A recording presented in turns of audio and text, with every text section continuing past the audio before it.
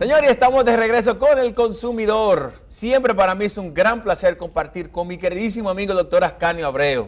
Buenos días, doctor. ¿Cómo Buenos días, Pablo. Muy bien, doctor, gracias. Doctor, usted sigue siendo gastroenterólogo, ¿verdad que sí? Hasta ahora sí. Hasta ahora. Qué bueno, doctor, que esté con nosotros y tratar un tema tan importante solicitado por algunos televidentes, y es el de la úlcera estomacal, doctor. Explíquenos, ¿qué es esto de una úlcera estomacal? Bueno, una úlcera, el término úlcera, sí, lo que quiere decir es que hay una pérdida o una disolución de una capa, sí, que es protegida por lo general por una mucosa o por la piel o por cualquier órgano que esté cubierto y esté protegido, y se pierda esa continuidad, sí, se produce una especie como de llaga o de llaguita, sí, y eso es una úlcera. Puede haber úlcera en la piel, puede haber úlcera en los intestinos, puede haber úlcera en el estómago, en cualquier parte se puede formar una úlcera. A veces la vemos en las piernas, por ejemplo, esas úlceras que son vasculares, cuando hay varices y eso, sí, que se pierde la piel y se forma esta herida, esta llaga, que da muchísimo trabajo de cerrar. Bueno, en este caso pues se produce en el estómago, que es un órgano sumamente sensible y que lo que tiene en su interior son jugos gástricos que son ácidos. O sea, los jugos gástricos tienen un pH ácido. O sea, entonces imagínate una llaguita, un peladito dentro del estómago, en un medio donde tú lo que tienes es algo ácido. Sí. Produce unos síntomas tremendos y ya tú sabes, sumamente molesto, y puede variar muchísimo de intensidad, desde una cosa sencilla hasta un sangramiento gastrointestinal, sí, que puede ser una emergencia que puede incluso atentar contra la vida del paciente. Doctor, dicen que los jugos gástricos son tan fuertes que pudieran hasta el acero disolverlo. Yo oí a una persona, no sé, ¿pudiéramos llegar a esos niveles? No creo que llegue a ese nivel tan fuerte, pero dicen que de disolver pero son fuertes. Sí. Porque tienen ácido clorhídrico, tienen la peptina, la pepsina, una serie de enzimas que son muy fuertes y son ácidas, sí, sumamente ácidas. El pH del estómago es muy bajo, muy ácido. Sí. ¿Y ese músculo, entonces, ese estómago, doctor, de qué es que está cubierto? El estómago tiene sus mecanismos de protección. Sí, ¿cómo se protege de eso? Natural. Sí. Tiene pues lo que se llama el moco, la mucosa del estómago tiene una serie de condiciones que está preparada para que soportar ese ácido. Sí. Hay una mucosidad, como una flema, un moco que cubre la pared interna, la mucosa del estómago, que es especial, que tiene condiciones especiales, y tiene bicarbonato, tiene la circulación de la mucosa. Hay una serie de condiciones que protege el estómago de ese ácido. Cuando ese ácido, por ejemplo, se sale del estómago y sube al esófago, el famoso reflujo gastroesofágico, que es lo que da la acidez. Sí. Fíjate que la gente le da una quemazón tremenda, un ardor, una acidez, un caliente. Ese reflujo te quema el esófago, porque las paredes del esófago, por ejemplo, no están acostumbradas a tener ácido. Claro. No son iguales que las del estómago. El ácido está en el estómago, pero si tú lo pones en el esófago, sí, lo quema. Sí. Entonces, fíjate lo fuerte que es el ácido, cuando simplemente un chin que se ruede y se salga del estómago ya te puede producir úlceras y, sí, problemas serios a nivel del esófago. ¿Qué provoca las úlceras en el estómago? Cuando se rompe ese equilibrio, sí, que hay normalmente en el estómago, siempre hay, desde que uno es estudiante, siempre le enseñan a uno la famosa, ¿cómo se llama? Equilibrio. La balanza. La balanza, sí, la famosa balanza de los factores agresivos, sí, los factores defensivos. Sí. Entonces el estómago tiene sus factores defensivos, pero está el ácido clorhídrico y la pepsina, que son los agresivos. Entonces cuando se rompe ese balance, que predomina más el ácido, o al revés, fallan los factores defensivos, entonces ese ácido ataca la pared del estómago y produce la úlcera. Se rompe eso ahí, la mucosa se daña, se pierde y se produce aquella llaga en el estómago que es sumamente molesta y, sí, puede ser muy peligrosa. Doctor, nosotros salimos a la calle y le preguntamos a nuestros conciudadanos qué provocan úlceras estomacales, así que yo quiero que usted vea qué dice el dominicano con respecto a este tema. Vamos a verlo. Pasar hambre, eso te da úlcera. Segundo, te puede dar úlcera tomar agua fría comiendo. Las úlceras en el estómago son provocadas por una bacteria que le llaman Helicobacter. Helicobacter pylori. Beber mucho alcohol en exceso. No comer a tiempo, comer algunos productos que son muy ácidos. No, yo tengo entendido que el alcohol y el consumo de gástrico, de limón, cosas así. El no comer a una hora de vida, el beber en ayuno, sin nada en el estómago. El beber alcohol sin comer antes, el no desayunarse. Puede provocar cuando uno come una comida muy caliente y uno bebe algo frío. El no comer a tiempo. Por tomar alcohol sin comer. Comer cosas calientes y beber agua fría. Son los medicamentos no controlados, tipo los no esteroideos, y cuando se toman sin protectores gástricos, también el estrés, producto del enojo también, puede provocar úlceras.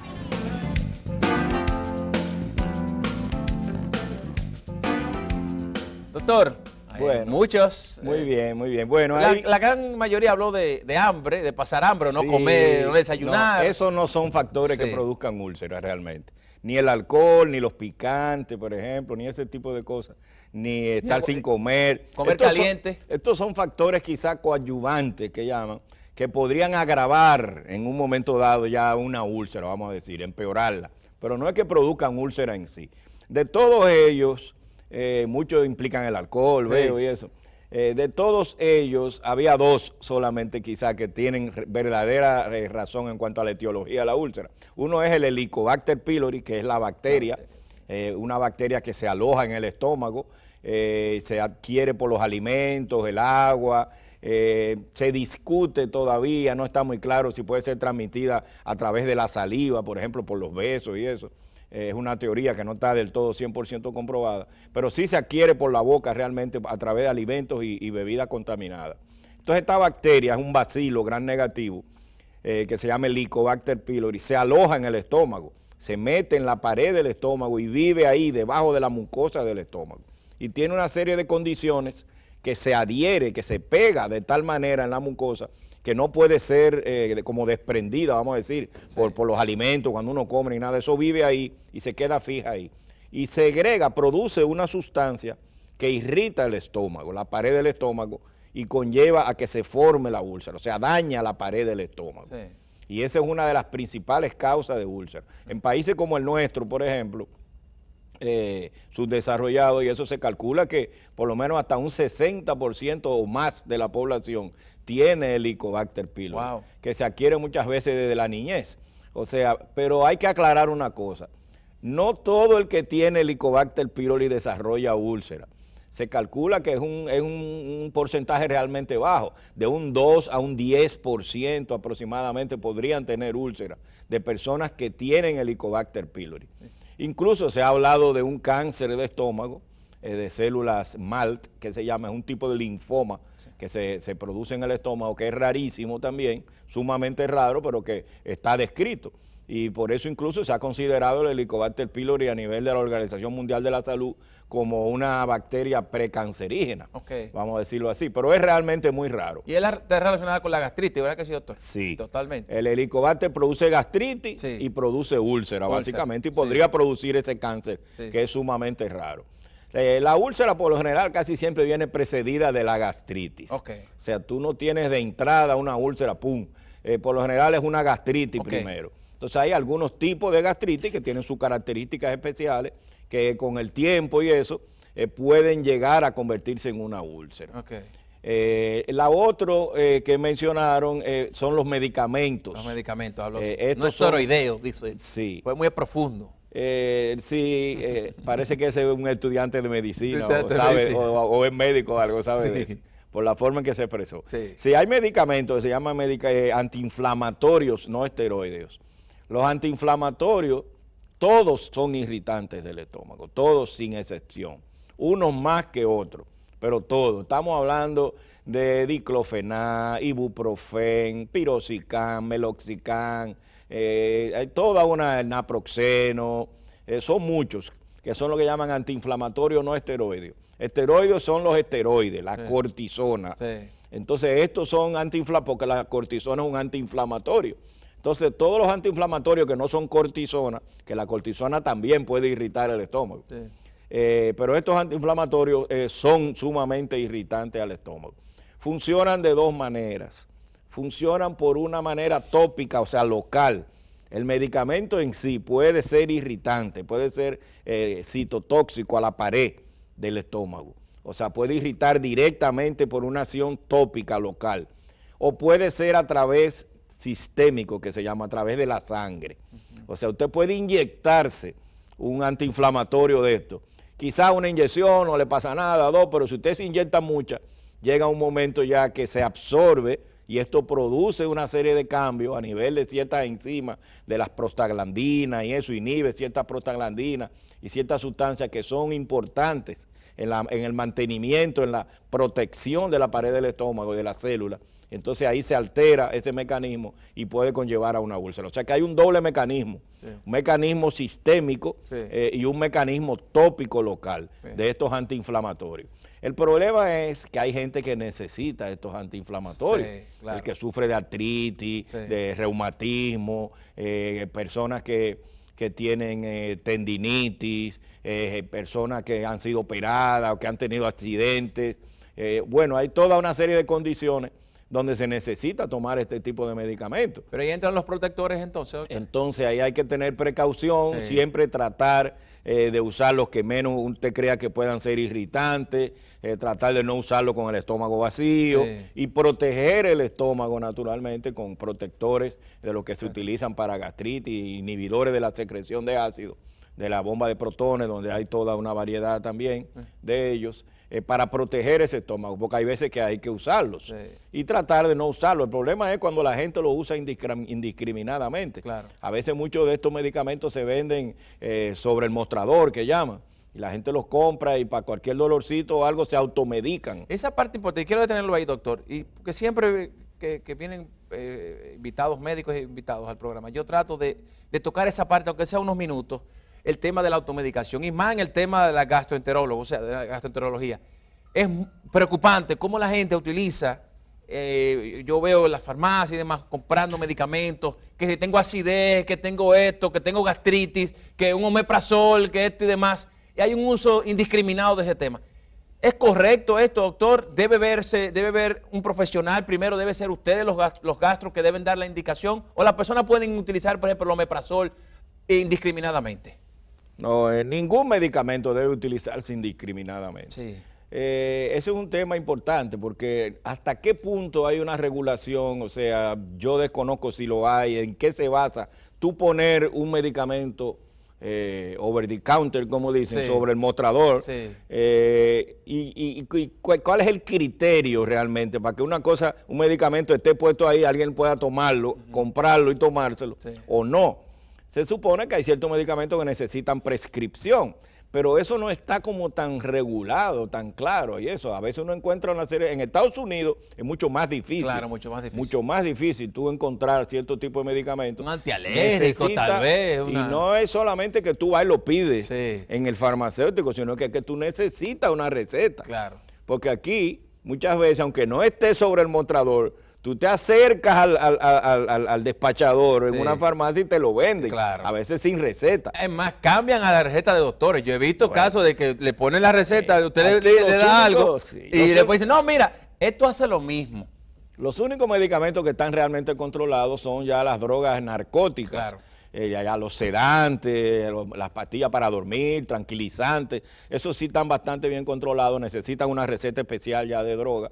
El control de drogas hay que tener, el médico tiene que tener un permiso y es un recetario especial que tiene varias copias y eso. Esas están bastante controladas, pero después este otro tipo de cosas no están realmente controladas. Se pueden comprar muchas veces sin receta, a veces en el mostrador o a veces tú te acercas y te la venden. O sea, pero no debería ser realmente porque son dañinos y usados así indiscriminadamente no debe ser. Ningún medicamento debe uno usarlo indiscriminadamente, ninguno. Todos deben ser realmente recetados por médicos. Algunos son más inocuos, algunos calmanticos más sencillos, como el acetaminofén y eso, que no deja de tener también problemas, porque pueden producir problemas en el hígado, pueden producir una serie de cosas. Pero usados así, eventualmente una pastillita o dos son bastante inocuos, pero ya si tú también te pasas de dosis, tú no sabes la dosis, el control y eso, puede haber problemas serios. Doctor, ¿qué puede pasar con una úlcera no tratada o no bien tratada?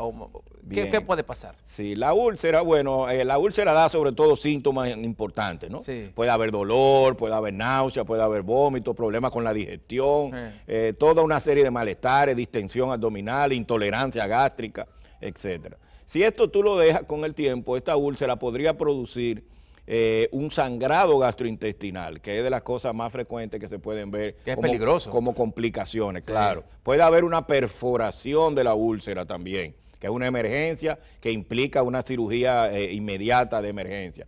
Y puede haber una obstrucción también por la inflamación que se produce, depende de dónde esté la úlcera. Si la úlcera está colocada en el duodeno, por ejemplo, en el píloro, que es el orificio de salida del estómago al intestino, puede obstruir y entonces el individuo no puede vaciar su estómago, vamos a decir adecuadamente, y esto produce náusea y vómito. El paciente puede vomitar por la estrechez, producir una obstrucción intestinal, básicamente. O sea que, y el sangrado es una cosa que se ve con relativa frecuencia, porque la úlcera afecta o erosiona un vaso, una arteria que pase ahí debajo de la úlcera, depende de la profundidad de la úlcera, el tamaño, el sitio donde esté localizado, puede haber un sangramiento gastrointestinal. Entonces es importante esto. Hay síntomas de alarma también, por ejemplo, para que te pueden decir que usted está sangrando. Vamos porque, a ver. Sobre todo... Porque no necesariamente tú vas a ver la sangre, ¿verdad, doctor? No, bueno, directamente depende. O sea, tú tienes sangrado gastrointestinal alto, sangrado gastrointestinal bajo. El sangrado alto, que es el caso de la úlcera que nos ocupa, si hay mucha sangre dentro del estómago, usted puede vomitar la sangre. Esto se llama hematemesis, es el término médico que nosotros usamos. Puede haber un vómito de sangre que puede ser rojo o fresco. Esto quiere decir que hay mucha sangre abundante en el estómago o en el duodeno. El duodeno es el pedacito que le sigue al estómago, el comienzo del intestino delgado.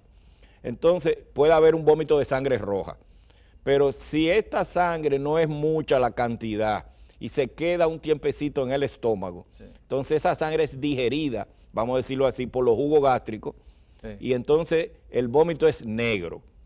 Parece un vómito como en borra de café, que llaman, como achocolatado. Es ese tipo de vómito oscuro, negro y eso. Que te dice que hay sangre, que es un sangramiento, que no fue tan grande, tan masivo como para ser rojo y vomitar. Muchas veces no se vomita, sino que la sangre sigue hacia abajo para el tracto gastrointestinal y entonces el individuo evacua negro, por lo general. Una evacuación negra de tipo, parece un asfalto, como un alquitrán, muy negro, es negro, es un negro intenso, característico, parece como un asfalto, como ese asfalto, ese alquitrán, ese tipo de negro así, con un olor también muy, muy característico. Es un olor que el que lo ha olido o visto alguna vez sabe exactamente. Muy fétido. Muy fétido, pero tiene una fetidez especial y es un color también muy especial. Esto quiere decir usualmente que el sangrado viene de arriba del estómago.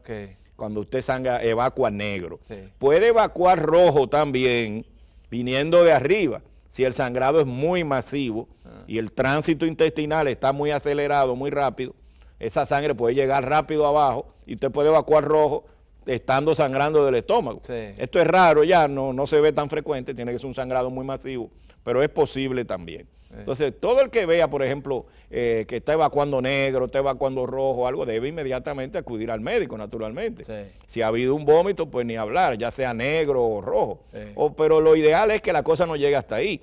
O sea, usted debe, desde que tenga síntomas ya realmente estomacales de importancia y eso, debe acudir a un médico, a un gastroenterólogo, porque debe investigarse qué está pasando en su estómago. Doctor, por último, ya en un minuto, ¿tiene tratamiento esto? O sea, ¿tiene solución? Si te trata a tiempo, no hay ni complicaciones graves. No debe haberlas. O sea, hay tratamientos, hoy en día hay medicamentos, lo que más se usan son los inhibidores de la bomba de protones, que se llaman, donde están el omeprazol y todos sus derivados. Ya hoy en día hay muchos, está el esomeprazol, el lansoprazol, el dexlansoprazol, el pantoprazol. Hay muchos derivados del omeprazol, que es la sustancia original.